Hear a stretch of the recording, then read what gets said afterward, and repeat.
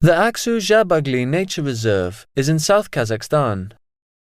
It has over 1,312 plants, including 63 types of moss, 64 types of algae, 235 types of mushrooms, 62 types of branches, 17 types of trees, 3 types of spruces, and 44 rare plants.